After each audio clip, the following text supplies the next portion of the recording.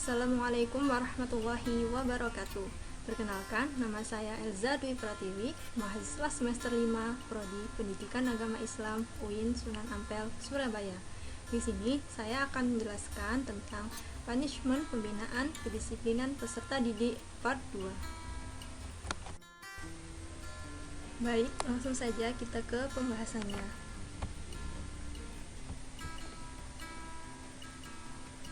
Yang pertama, saya akan menjelaskan tentang syarat-syarat dalam memberikan punishment. Selain memberikan reward, seorang pendidik atau pihak sekolah mempunyai kebebasan untuk menghukum siswanya yang melanggar aturan. Akan tetapi, seorang pendidik dalam memberikan punishment harus memperhatikan syarat-syarat dalam memberikan punishment tersebut. Yang pertama, yaitu penerapan punishment sebagai alat pendidikan tidak boleh dilakukan dengan sewenang-wenang. Yang kedua, punishment yang diterapkan untuk memperbaiki kelakuan dan moral anak, bukan untuk mengancam para siswa demi kepentingan pribadi seorang guru.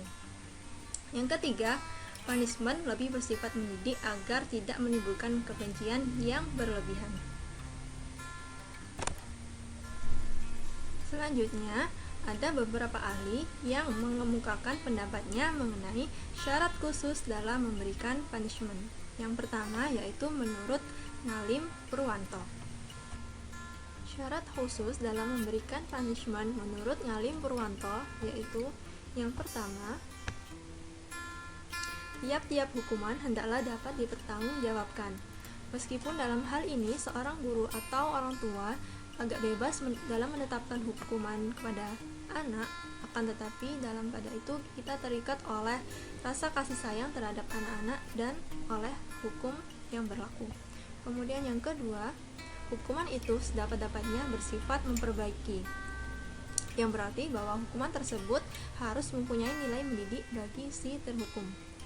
Kemudian yang ketiga, hukuman tidak boleh bersifat ancaman atau pembalasan dendam yang bersifat perseorangan, karena jika hukuman yang demikian tidak memungkinkan adanya hubungan baik antara si pendidik dan yang dididik.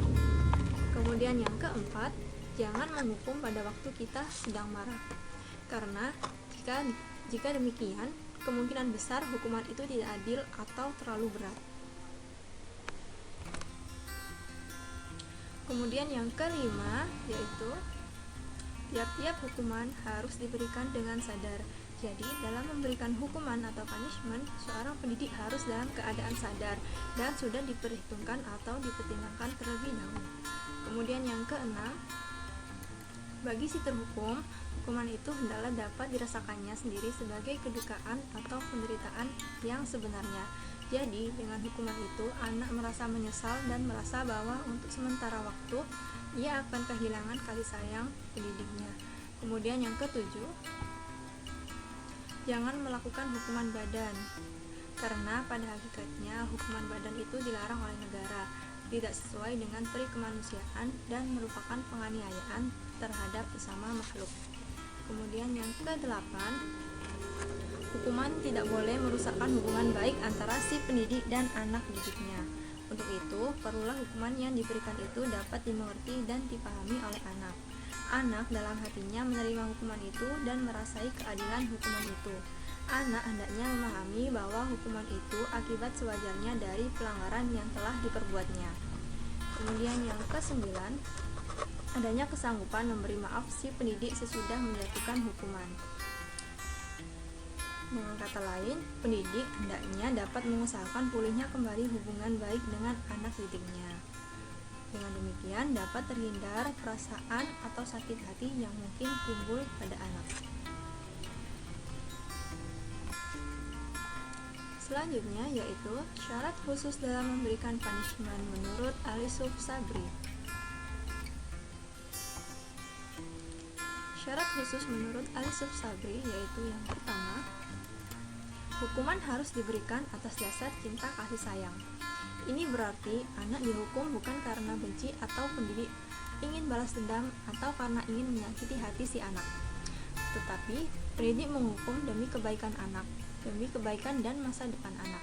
Oleh karena itu, setelah hukuman diberikan, jangan sampai berakibat putusnya hubungan kasih sayang antara pendidik dan anak didik.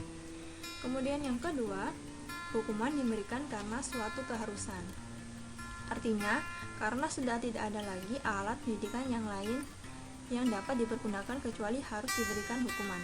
Sebagaimana yang telah diuraikan, bahwa hukuman merupakan tindakan atau alat pendidikan terakhir yang dapat digunakan setelah alat pendidikan lain seperti teguran dan peringatan yang diberikan tidak memberikan hasil. Kemudian yang ketiga, pemberian hukuman harus dapat menimbulkan kesan kesadaran dan penyesalan dalam hati anak didik. Dengan kesan tersebut, anak terdorong untuk insyaf karena menyadari kesalahan dan akibatnya yang dapat merugikan dirinya sendiri. Oleh karena itu, hukuman yang diberikan diusahakan jangan sampai menimbulkan kesan yang negatif pada anak, misalnya menyebabkan rasa putus asa, rasa rendah diri, atau rasa benci kepada pendidiknya. Kemudian yang keempat, pemberian hukuman akhirnya harus diikuti dengan pemberian ampunan. Dengan demikian, setelah anak selesai melaksanakan hukumannya, guru harus terbebas dari rasa-rasa yang menjadi beban batinnya terhadap si anak, sehingga ia dapat melaksanakan tugasnya kembali dengan perasaan yang lega dan bergairah. Di samping itu, kepada anak didik harus diberikan kepercayaan kembali dan harapan bahwa anak tersebut akan mampu berbuat baik seperti halnya kawan-kawan yang lain. Selanjutnya yaitu tujuan pemberian punishment. Setiap hal yang dilakukan atau diprogramkan seseorang atau suatu kelompok pasti memiliki tujuan, termasuk dalam memberikan punishment atau hukuman kepada siswa. Ada beberapa tujuan pemberian punishment, yaitu yang pertama, memperbaiki kesalahan atau perbuatan anak didik. Kemudian yang kedua, mengganti kerugian akibat perbuatan anak didik. Kemudian yang ketiga, melindungi masyarakat atau orang lain agar tidak menerima perbuatan yang salah.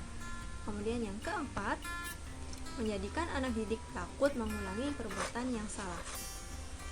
Nah, dari uraian di atas dapat dikatakan bahwa tujuan hukuman ialah untuk mencegah, memperbaiki tabiat dan tingkah laku, serta memberikan kesadaran kepada anak didik agar memahami kesalahannya dan memperbaiki kesalahannya, sehingga tidak mengulanginya di kemudian hari, serta untuk mendidik anak didik ke arah yang lebih baik.